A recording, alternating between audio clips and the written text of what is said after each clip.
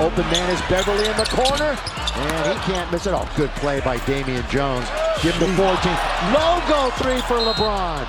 A logo three, and it didn't draw iron. It didn't even draw the net. Look, I know some of you will come in and proclaim that I'm a LeBron hater just simply for making this video, and maybe the air ball from the logo clip was a slight jab, but let me just start by saying, love him or hate him, LeBron James is one of the greatest players of all time, if not the greatest player of all time. I personally think he hasn't come close to passing Michael, but LeBron James is without a doubt the second greatest player of all time, and if LeBron James isn't in your top 5 greatest players of all time in NBA history, then you're just hating at that point. Sure, some of his antics are annoying, he can most certainly be a drama queen, and at times he doesn't have that killer instinct that greats like Michael Jordan and Kobe Bryant possess, but you cannot hate on this man's game.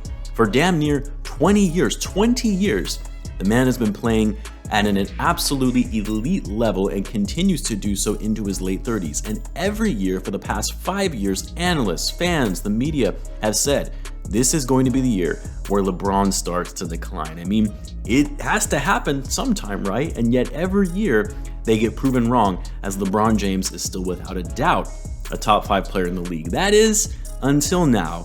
This is the season where we finally see King James's game start to decline. If you're new to the channel and you enjoy the content, it would mean a great deal to me if you subscribe, as this is a brand new channel, and in return I'll be providing NBA content all season long. Now, this whole topic came about when Kenny Beecham of King of the Fourth Quarter on Twitter asked, "What's your NBA hot take?" And to that I replied that this will be the first year where we finally see a decline from LeBron James. And to clarify it, that we'll see a substantial enough decline where he won't even make an All-NBA team. After making this claim, I had a lot of people coming at me in the replies, LeBron fans and LeBron haters alike, saying that I was out of my mind and there was no way that would happen this season. And maybe I am crazy to think that a man who has defied Father Time and gone against all odds for which history has shown is damn near impossible.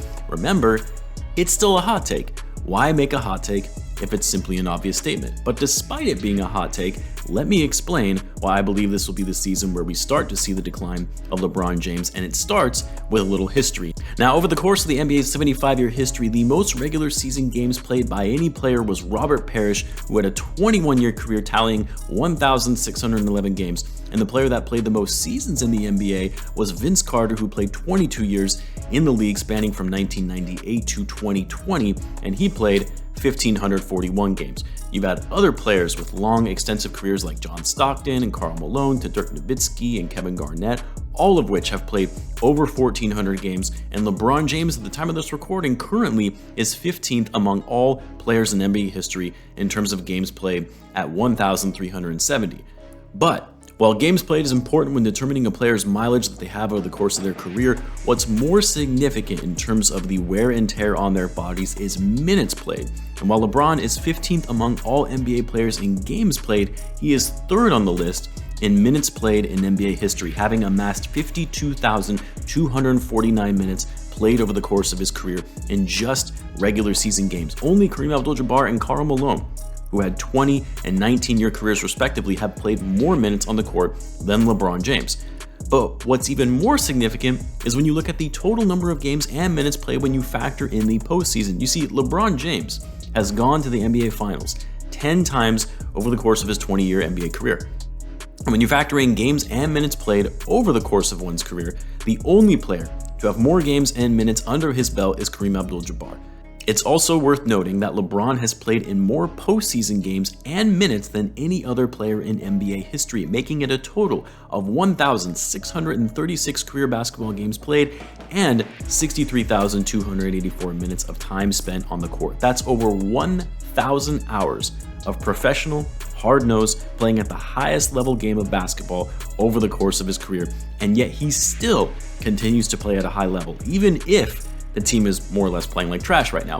No other player even comes close to the level of play LeBron James is displaying in his 20th season with that much mileage under his belt. For context, Kareem Abdul-Jabbar, the only player to have played more games and minutes than LeBron between the regular season and postseason in his 20th season in the league, which was the last year before his retirement, he played 74 games, averaging 10 points per game, 4.5 rebounds per game, 1.1 blocks, and a field goal percentage of 47%. All of these were well below his career averages, considering Kareem was one of the most dominant scorers, rebounders, and shot blockers during his tenure in the NBA. By his 20th season, he was a shell of his prime self, which, that's not a knock on Kareem. He was playing his 20th season in the league at the age of 41. What more do you expect?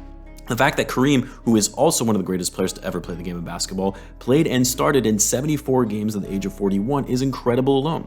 And mind you, LeBron James is playing his 20th season at the age of 37, soon to be 38, not 41. Given LeBron came into the league straight out of high school while Kareem played all 4 years in college. So let's take someone who came straight out of high school to the NBA who also had a very long career.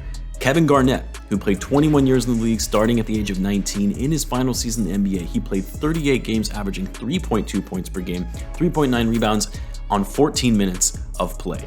This was when he was 39 years old. By his last season, KG was hardly good enough to even be in the rotation of a rebuilding Wolves team.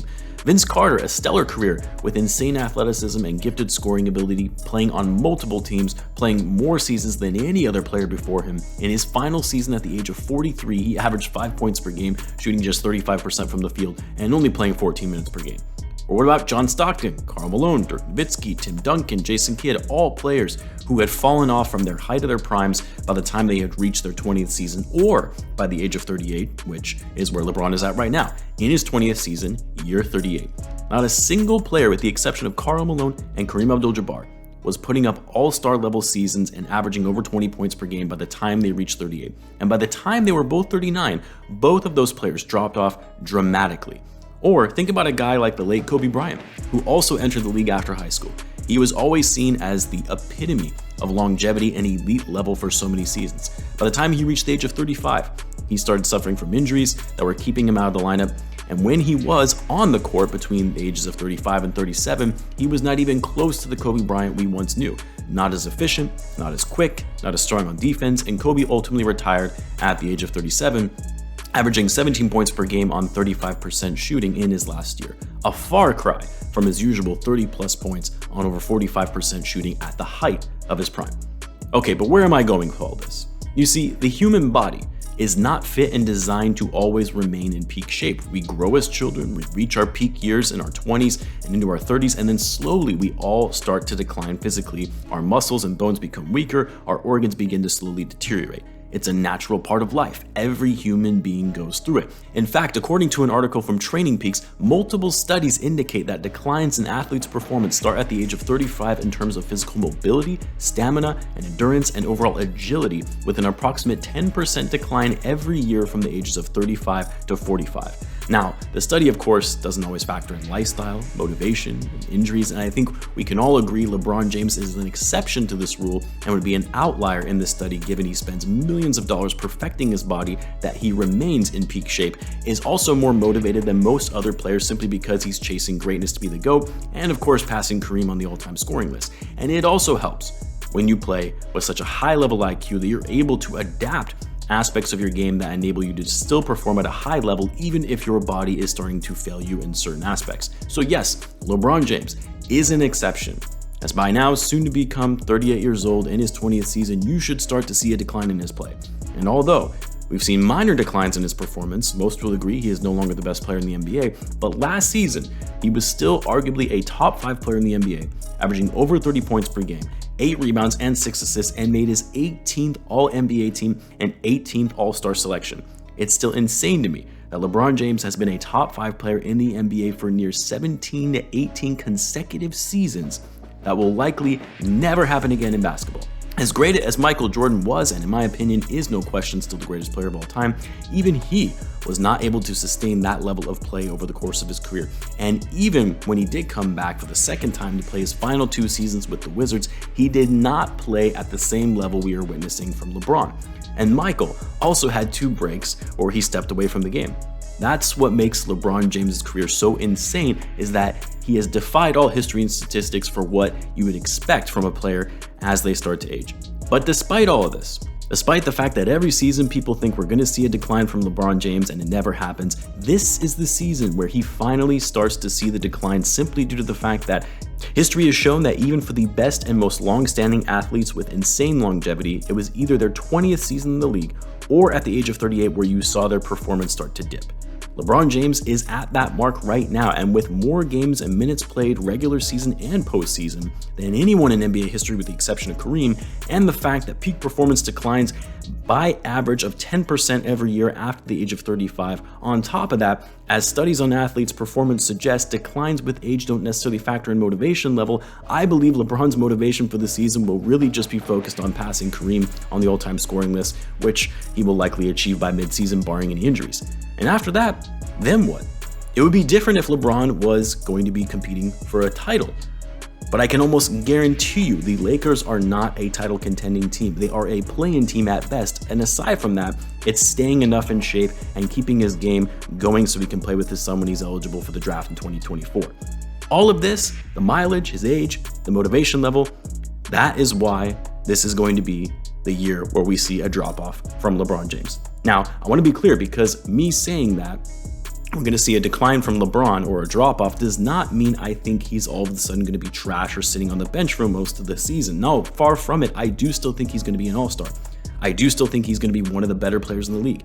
And I do still think he's going to give you, at a minimum, 25-5. He's already putting up numbers well above that in the early going of the season. And I don't think LeBron will be considered a top 15 player in the league, especially with the level of talent continuing to rise throughout the NBA. It's a hot take. I know, it's a hot take for a reason, but the science, stats, and history back this up as maybe not just being so hot of a take after all. Only time will tell, and I'll be happy to come back on and eat my words if after the end of the season LeBron James has yet another elite year in which he proves all of his doubters wrong.